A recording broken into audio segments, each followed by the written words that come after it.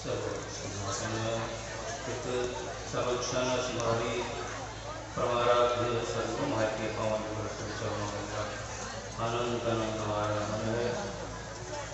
उन्हीं के पावन हृदय संत साई साहित्य के पावन श्री चरणों में कोटि कोटि बार प्रणाम करता हूँ। स्वनिवास में स्थित महर्षि स्वामी सदरानंद महाराज के पावन श्री चरणों पर बहुत बहुत बड़ा नमन है। मंचस्थ पूज्य महात्माओं के भी पावन श्री चरणों को कोटि कोटि बार नमन है। महासभा के पदाधिकारी उपस्थित सत्संग प्रेम महानुभाव माता मंगारम सौम को मेरा सादर प्रणाम निवेदित है। निवेदन करता हूँ करे बोली श्री सद्गुरु महाराज की जय। अभी हम लोग योग शिक्षोपनिषद के पाठ से श्रवण कर रहे थे। योग सीखो, सीखने की आवश्यकता है। यह प्रसंग उस समय का है भगवान ब्रह्मा जी देख रहे हैं सृष्टि को, किए हैं अवश्य सबके मालिक का ये तरह से पिता देखते हैं सब जीवों को बहुत कष्ट के हालत में जीव दुखी है। जब से का यह जन्म नहीं हुआ तभी से माँ के पेट ही में 10 महीना 9 महीना के हो जाते हैं, तब से जो भी समय बचता है 10 दिन 15 दिन जो कष्ट के हालत में रहते हैं वहीं से कष्ट प्रारंभ हो जाता है। जन्मने के बाद देख ही रहे कितने तरह का कष्ट कमियां दुख है क्या चल रहा है। इन दुखों को देख करके कितने ऋषि मुनियों के पास भी गए, किसी ने ज्ञान को श्रेष्ठ बताया, किसी ने योग को।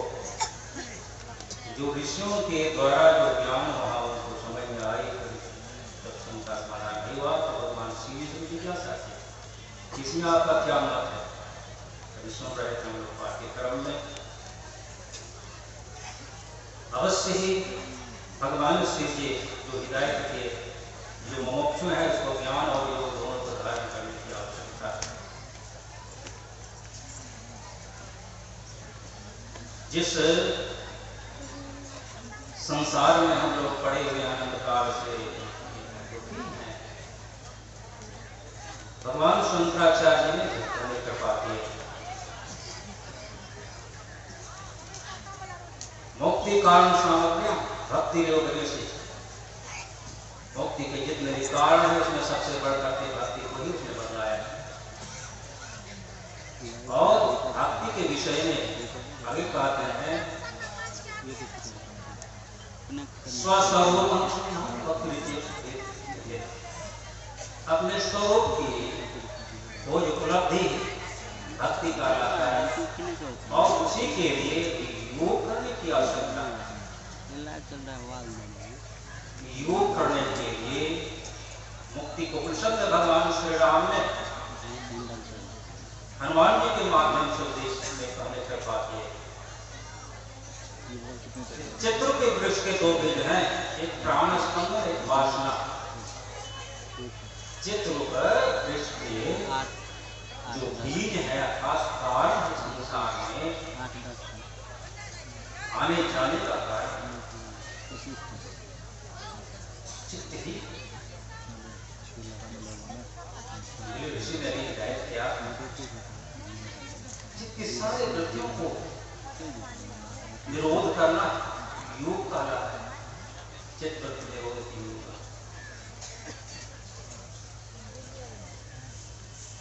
चित्त में जो कुछ करते रहते उत्पन्न होता है, मन को भी बुद्धि को भी अहंकार सब होना चाहता है। यही से सब उत्पन्न होता है। संसार में जो कुछ है सुख दुख आदि लोग करते हैं और जन्म मरण का कारण वो कितने हैं सब यही से उत्पन्न होता है। तो भगवान राम का चाहे तो प्राण स्पंद चाहे वासना, इन दोनों में से किसी एक को दूर कर ले इससे दोनों विरोध होगा। इसके लिए भगवान श्री राम उपदेश करते हैं, एक तत्व अभ्यास मन हितम मन, एक तत्व का अभ्यास करने की आवश्यकता है। जिस नाम रूपात्मक जगत में हम लोग पड़े हुए हैं, मुड़ने के लिए ही से नाम और रूप का ही सहारा जितने भी हैं संत भगवान सबके सब हिदायत किए। जो हम लोग रोज गाते हैं, मानस जप, मानस ध्यान, दृष्टि साधना और सुर शब्द योग द्वारा सर्वेश्वर की भक्ति करके अंधकार, प्रकाश और शब्द की प्राकृतिक तीनों कर्मों से पार जाना और सर्वेश्वर से एकता प्राप्त करके मोक्ष पा लेने का मनुष्य मात्र अधिकार है। मानस जप में ही सबसे पहले हम लोग देखते हैं गिर जाते हैं। जप नहीं हो पाता है, प्रारंभ में क्यों नहीं हो पाता है? इसलिए नहीं हो पाता है हमारे प्रति विचारों का फैली है। एकाग्रचित होकर के जप में मन लगाने की आवश्यकता है। जप में जब अपने को स्थिर कर लेंगे, एकमात्र जप और जापक ही इसके लिए प्राप्त होते हैं, ना कोई गुणावन न कोई दृश्य। एकमात्र जप में अपने को खड़ा करने की आवश्यकता है, ना वर्तमान में, ना भूत में जाना है, ना भविष्य में, वर्तमान में अपने को खड़ा करने की आवश्यकता है। एकमात्र जप में ही खड़ा करने की आवश्यकता है। जो जप में अपने को खड़ा कर लेगा, एकमात्र जप ही रहे, बस और कुछ नहीं। उसका जप सिद्ध होगा। जिसका जप सिद्ध होगा उसी से मानसिक ध्यान होगा।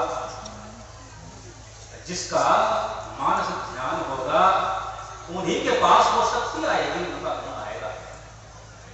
जिस तरह से एक लज्ञ ने गुरु द्रोणाचार्य का ध्यान किया, जब उनका ध्यान करता था और उसे जो प्रेरणा मिलती थी उसी के आधार पर अभ्यास करते थे और उसी के तरफ अभ्यास करते करते सारी जो भी विद्या था अपना कर पाए। उसी तरह से जिसका जो ध्यान करेंगे उनका गुण आएगा, उनकी शक्ति आएगी उसके अंदर। तो जब मानसिक ध्यान होगा, उनकी शक्ति से शक्तिकृत होंगे, उनके गुण से हम गुणान्वित होंगे, उनका बल मिलेगा। तो सबसे पहले हमारे भाइयों को आगे कर रहे हैं, इसको अभ्यास में पहले रोज हम लोग गाते हैं स्तुति में, गुरु जाप, मानस ध्यान, मानस कीजिए दृढ़ साध कर। इनका प्रथम अभ्यास पर शुद्ध करना चाहिए। जब तक यह काम नहीं होगा, जिसका मानस ध्यान नहीं होगा, दृष्टि की क्रिया नहीं हो पाएगी। उनका गुण, उनकी शक्ति, उनका बल जब तक नहीं होगा, नहीं मिलेगा, तब तक यह नहीं कर पाएगा। वहीं से प्रेरणा मिलेगी, वहीं से हिदायत होगा, वैसे होगा का उनकी कृपा होगी, उनकी दया होगी। जब उनका हम हर क्षण स्मरण करेंगे, आवश्यकता है हम आप जो विषय पाठ हुआ है वो खुलासा करने के लिए बहुत समय चाहिए। मेरा समय पूरा हो चुका है। बोलिए श्री सद्गुरु महाराज जी। स्वरूप की उपलब्धि भक्ति है, उसे प्राप्त करने के लिए योग है। आप उपदेश वाणी सुन रहे थे पूज्य स्वामी संतलाल जी महाराज से। अब मैं आमंत्रित करता हूँ पूज्य स्वामी परेशानंद जी महाराज को, जो पराशर पश्चिम बंगाल से बता रहे हैं। आपसे निवेदन है कि आज के प्रतिपाद विषय पर भक्तों को 15 मिनट के समय सीमा में उपदेश करने की कृपा करेंगे। पूज्य स्वामी परेशानंद जी महाराज।